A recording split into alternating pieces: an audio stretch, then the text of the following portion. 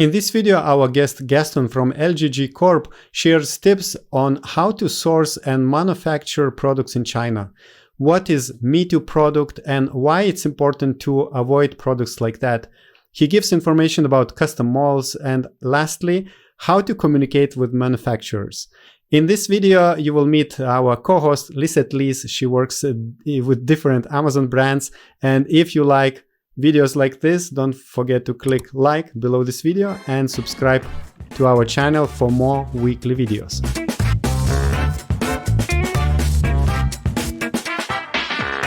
Hello, Gaston. I'm really happy to have you here on Orange Klik channel today. Could you please introduce yourself and tell us what you do? Absolutely. Well, very glad to be here too, Lisette. So I'm Gaston Liang. I'm the primary owner of the LGG Corp. And I have a presentation today in regards to manufacturing, getting product from Asia, and overall how to best succeed on Amazon. And why you are the right person to talk about manufacturing in China and all things related to that. Absolutely. So my family and I have been in the business for 40 plus years, and we own 30 factories over there. And we make a lot of product for e-commerce, Amazon, Kickstarter, and we've seen a lot of projects come and go. So today I'd like to share some of the knowledge we picked up over the years and kind of very specifically tailored that for e-commerce itself. Okay, sounds very good. So I know you have a presentation for us as well. So let's go ahead and see what you have for us. All right, very good. Let's get started. You know, over the years, we've dealt a lot with manufacturing and especially for e-commerce, right? And the common theme here is that we hear a lot of people having a lot of problem with their manufacturers, something is not working right, or the product is not as expected, and we hear a lot of complaints. So, you know, I'd like to share with you guys some of the little nuggets that we picked up over the years and how to solve those problems. So first, I'd like to talk about the product itself, you know, how a lot of people start with Me Too products, how the problem with the market and how it's not working. We get a lot of questions in regards to manufacturing as well, how to pick the right one, who's doing what. And also I'd like to talk about custom product, right? This is what we believe has been working the best and our most successful clients usually have that. Then I'd like to talk about the manufacturing itself. How do we raise the barrier of entry so that, you know, you increase your odds of success? Talk about the design and the prototyping of your product. And also a very important aspect of it is the intellectual property. And last, you know, dealing with China is difficult, right? So I'd like to talk about like high overview of some of the problems that people have been having, communication with China, what's the deal, how do you pay, what should you pay, how do you pay, and also the logistics and beyond. So let's start with the product, right? So a lot of new sellers usually start with a Me Too product. What is a Me Too product is pretty much, you know, all the common product that a lot of people just start with. You know, you see them everywhere. They like Amazon, you see a lot of the same product, and a lot of people just, you know, slap their logo on it with no real changes, right? And they expect that to work and have a 6-7 figure Amazon business, and it's not working out. So, you know, the problem is there's already too many of those, right? A lot of people are just starting with that. They just find a source on Alibaba, slap a logo on it, and think it's gonna work out. You know, the competition is too high, so it's not really working, right? Additionally, it offers you very little control over the quality. It's not your product. You're depending on somebody else's product, and you just slap your logo on it and maybe be able to change the color. Also, because of that and how Me Too product has become a commodity, you see a lot of trading company getting involved. So you don't even really deal with the manufacturer direct. You know, you just buy product from other people that have been, you know, buying from factories, and you have very little control on quality as well. You know, you end up getting what they offer and they slap a logo on it for you. And at the end of the day, you know, you could start with a Me Too product, but you only will achieve my level of success.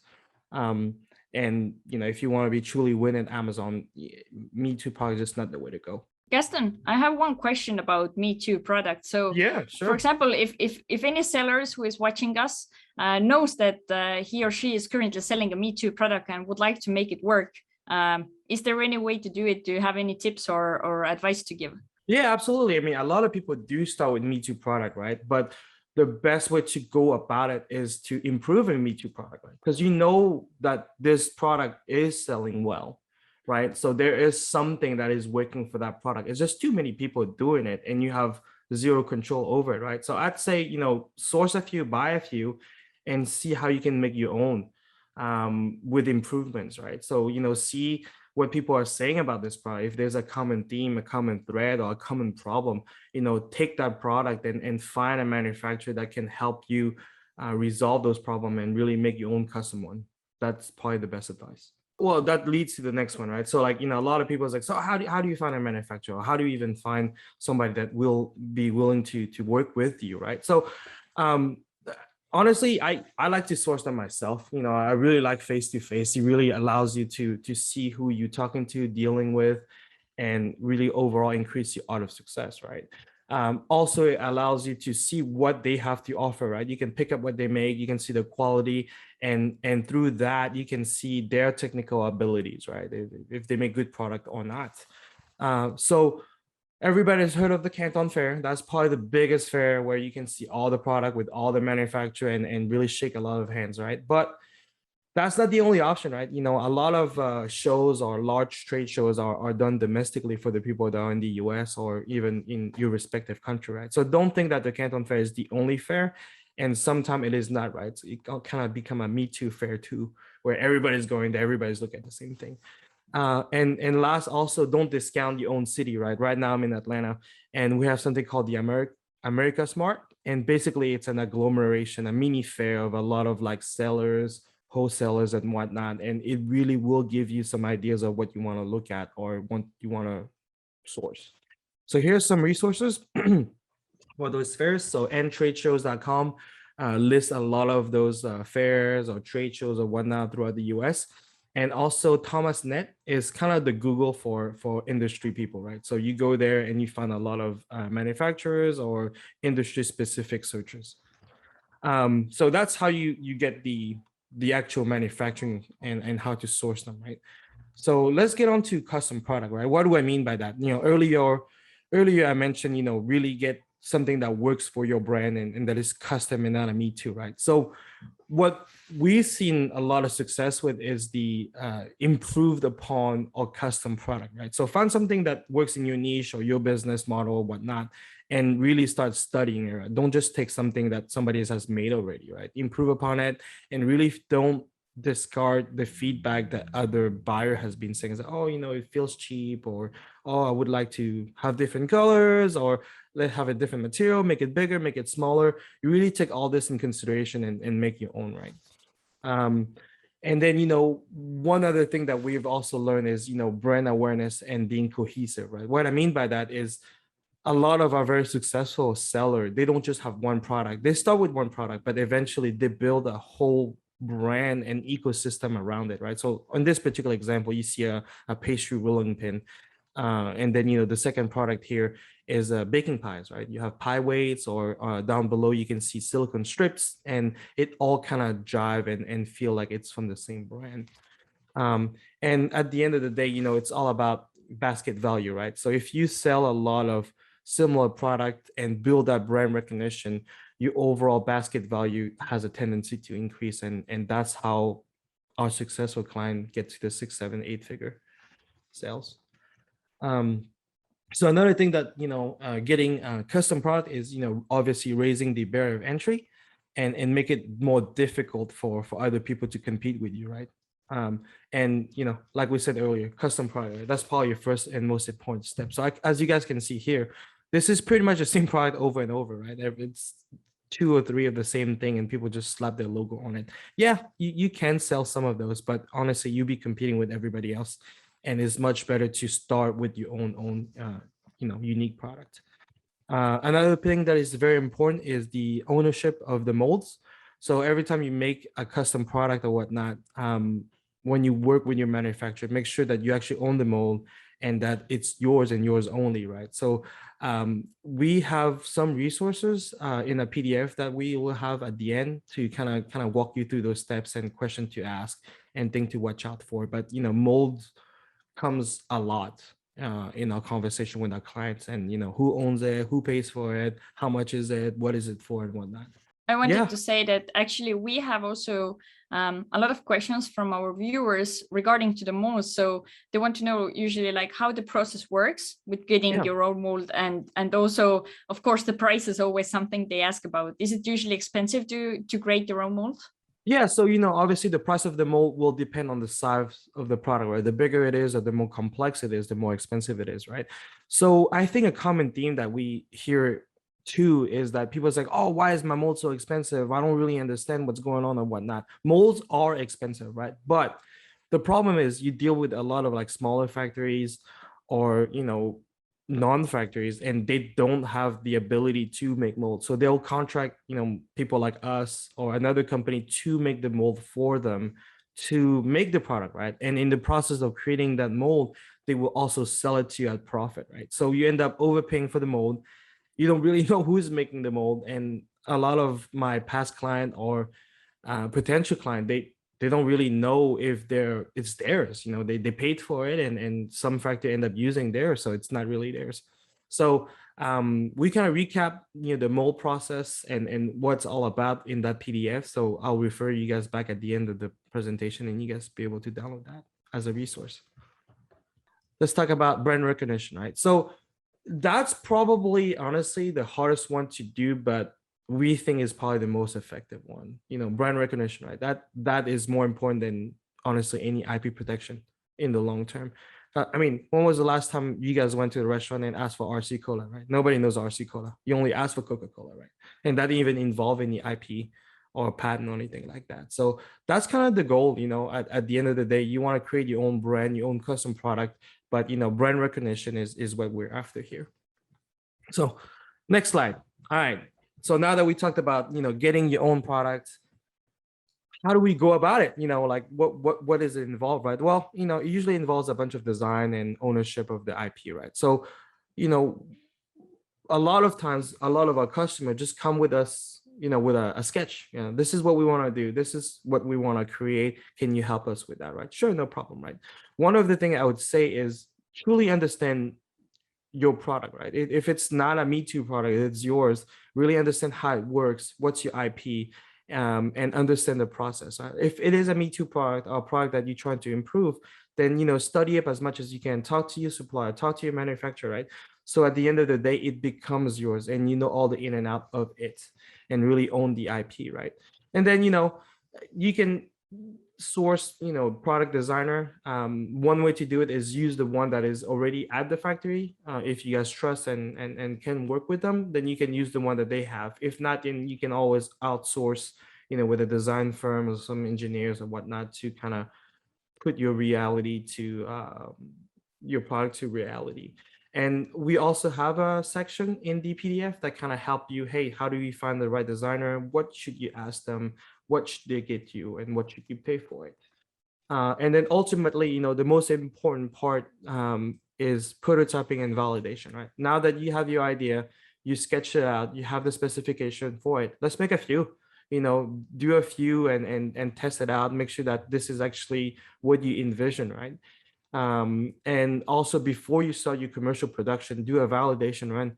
What we call a validation run is a smaller size run, and make sure that, now that we're making more than just 10, we actually will get the same quality and consistency, and it's gonna work out in the long term. Let's talk a little bit about intellectual property. That comes up a lot, especially when you work with China. It's important, at the beginning, that maybe not so much, but I would say at least get the trademark and trade name. That is important, especially with Amazon, right? That allows you to boot the copycat, prevent people from just ripping off your product. Amazon is pretty good at getting rid of those. It also allows you to have access to the Amazon sponsored product ad. It's ads that is only allowed for people brand registry, but also it will allow you to get access to the A+ content, which is really good as far as increasing your sales and sales velocity. The US patent and China patent, eventually you will want to look at them, especially the US patent is important if eventually you will sell your business. A lot of people are more wary to buy a business that doesn't have any intellectual property. One other aspect of it is the Chinese patent, right? So it's a lot easier to obtain than the US patent. And I would say one thing that has been overlooked is, restriction on export, right? So if you own a Chinese patent, you can actually get with border control and then restrict the export of copycat product. And that is a very effective way from preventing people from competing against you. They can even get in the country. And one last thing is the NNN in China. A lot of people don't utilize that as far as when they communicate with China. It's very important as I call it a super NDA. And that's the only document you should be using when dealing with Chinese people, Chinese factory. And what it means is, it prevent them from using your products. So no news, non-disclosure, meaning that they cannot talk to you about your IP, and non-circumvention, right? So they cannot, get around your product and basically bypass you guys in sales. So NNN super important, and we have an example. We have an example of what we use for when we deal with our clients at the end on the PDF. Another important aspect is communication in China. A lot of you guys probably have experienced that, and here are some of the important points. This is true for everybody, not just dealing with China. I think that all communication as far as products should be super detailed. Definitely have a very detailed agenda and milestone driven, and make sure that everything is documented. This is super, super, super important. A lot of people don't realize it. There's a lot of assumption, but in the manufacturing, anytime, anywhere, but especially in China, if you don't tell them, you don't specify, they're gonna make the assumption, and usually it's the wrong one. Also, a lot of time you be dealing with a lot of non-technical folks in China. Their English is usually better, but they're not, really close to the manufacturing floor. They're not usually engineers. So when you do deal with those people, like, be very, very explicit, stop, slow down, and document everything you guys saying, and make sure that, both sides are well understood. And it's never too late to build your checklist. That's something that a lot of people tend to overlook. During all that time of communicating with China, building all those milestones and agenda, I'll take the time to start building your checklist for your pre-inspection, pre-shipment inspection, and get a jump on that, right? If you wait till the end to do it, a lot of things is gonna get lost in translation. And then here are talking about the terms of the deal. A lot of time people ask me, so how much should we pay? What's the deal like? Is it 30-70, 50-50, 60-20-20? Honestly, it doesn't really matter. The typical trade is 70-30. What matters is that, you are proactive about it and make sure that it's milestone driven, and don't release any funds until they prove to you that the work has been done. So whatever you guys are comfortable with, but I would say make sure that it has periodic checks and milestones. Also knows your trade of your the terms of your trades, so that are you paying for X work, FOB, CIF? That will affect your price and what you're responsible for. And the best people to talk to is your logistics partner. Make sure that you know what you're getting into. And talk about logistics partner, right? Always get them involved, right? If there's any transportation within China, if you have a product that have a lot of parts, make sure you talk to them and they can help you move part from A to B. Make sure that you understand your excess code. That's what dictates your tax and duty. Make sure that's optimized so you minimize your responsibility as far as tax and duties, and also the inspection report or the inspection time, right? Make sure that you get that done well in advance. Typically that takes a week or two to schedule, but now with the pandemic and whatnot, it takes a little longer. So that's that for the deals. And here's some logistic consideration, right? So when we talk about logistics, really think about beyond just getting your product to the US or your respective country, right? Once you get your load, what are you guys gonna do with it, right? You're gonna store it at home, you're gonna have a warehouse, do you plan on storing with Amazon? There's a lot of fees and time involved. So I'd say have a plan and really understand how your product is gonna move from the factory to your end consumer's hand. And another aspect to really understand is your sales velocity, right? So that's a super important number. So you don't want to be out of stock, obviously, on Amazon or anywhere, but this is what's going to dictate you reorder, right? And as far as reorder, be super careful, right? At the end of the year, Q4, a lot of people are excited about it. So a lot of the factories are busy, your numbers go crazy. So, understanding that sales velocity really will help you understand how to best order at the end of the year. And also, another thing to be worried about and concerned about is Chinese New Year, right? So, Chinese New Year, China is pretty much shut down from February to March, mid-March. So, understanding that sales velocity will help you really plan your product order in a timely fashion. So that's it for today. We've gone through a lot of the stuff, and here's a quick summary of what we talked about. So the product, right? Really, what works best for our customer is, or the very successful customer, is to find that unique custom product, right? You're not selling a Me Too product. You really have control over your own product and quality, and you can always make nimble adjustment to meet the client's need. Find the right manufacturing partner. Obviously, you need to make sure that whoever is making this for you meets your quality, understand exactly what you guys are after, and can support you guys long term. And the proper documentation, right? This is super, super, super important. A lot of people, throughout the life cycle of your product, you got to make some changes, you got to make some upgrade, improvement, and whatnot. Really document that, with a revision system to be able to really keep track of all that. And we have in our PDF also a section about that, talking about the importance of that and some example for you guys. As far as the manufacturing process, I'd say, get involved and be part of it, understand what's going on so you can, maintain control over it and consistency and quality. Don't discount prototyping and validation. I know a lot of people tend to skip those steps to save on time, but if you want to be in the long term and have a really, really good quality product and have good sales, the prototyping and validation is essential. Also, don't discount your intellectual property. At least do the trademark, trade name, and then eventually do own patent. It's not super important right this moment, especially when you start, but eventually you do want to have a look at it. And then, as far as communication with China or any other manufacturer, for the matter of fact, be super detailed, be milestone driven. Do have a plan for your inventory. Don't just do it last minute. We get a lot of people like, oh, we forgot about packaging, or we forgot about, how do we transport it from our warehouse to Amazon and whatnot. Just really plan that out to minimize your delay. And last thing is, your sales velocity, right? That number do change up and down, but that really helps plan your ordering with China and how to never be out of stock. So this was Gaston, and if you guys want more information, you can definitely check us out. Our website is thelggcorp.com. You can always send me an email at gaston@thelggcorp.com. And here's the link for the manufacturing pack. We have a bunch of questions, bunch of resources, and everything to help you guys to be more successful with your e-commerce. Great. Thank you so much for such a detailed presentation. A lot of different information and tips to our viewers to better source and manufacture in China for Amazon, for example. So Gaston, I have a couple of questions for you as well.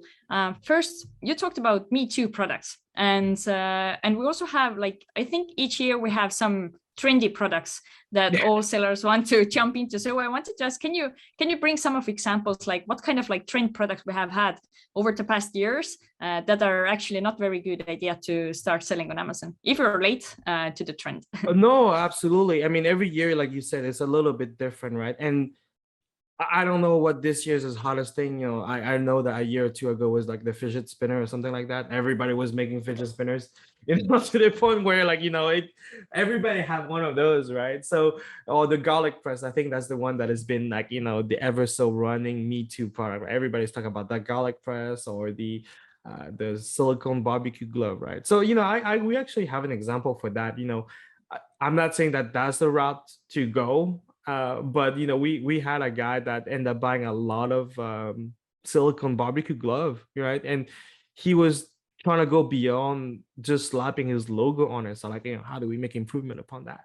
So he actually turned those gloves by additive manufacturing and turned them into like pet glove, right? So I mean, that I thought that was a pretty good improvement, right? So he took a Me Too product and then he changed it into like something totally different, and actually it's much better product, in humble opinion. Okay, what a great example. Yeah, the real life examples are always the best because it's interesting to see how you can start with one product and end up with a totally different product, even if you develop the same product you first started to sell. So that's really interesting. Absolutely. Okay, very good. I also wanted to ask about this Chinese patent, because I think we haven't had anybody really touching this topic. So can you share more information about it? You said it's actually easier to apply for than for the US patent. Absolutely. Absolutely. So I'm not a lawyer, full disclosure, right? So, this is not legal advice. Definitely get with a lawyer that specializes in that. And we can refer you guys to some of our lawyers that we've been using. So yeah, that's actually a very overlooked aspect of it, right? Everybody's focusing IP protection within the US or within their country. But if you actually obtain a Chinese patent, which is actually easier to do and much less money involved, one that does protect you within China, right? But what we found out is that we use it at the export, at the pier. We get involved with the border control and we show them that this client has intellectual property, and they actually are on the lookout actively and prevent copycat or fake product or similar products from exportation. So that's even better, right? So your competition has spent all that time and money, and then they're trying to copy your product, but little did they know is, when it's time to go, they cannot even export that. And usually they don't do it again. It's so painful. Okay, that's really good. Okay, cool. So before we wrap up, I wanted to ask you, can you let the viewers know what are the main services you are offering to Amazon sellers as of now, and what size sellers do you usually work with?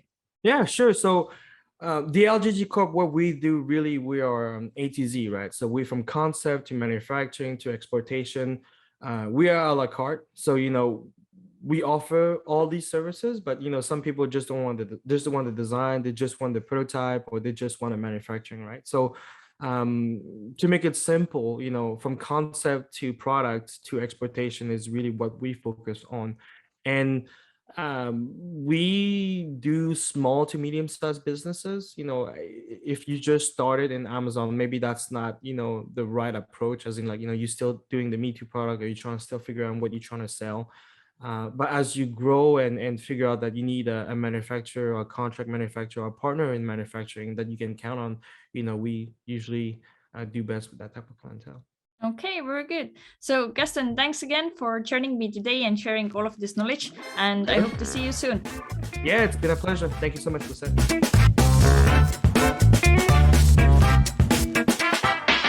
Once again, if you want to learn more about LGG Corp, find the link below this video and mention this interview when contacting them.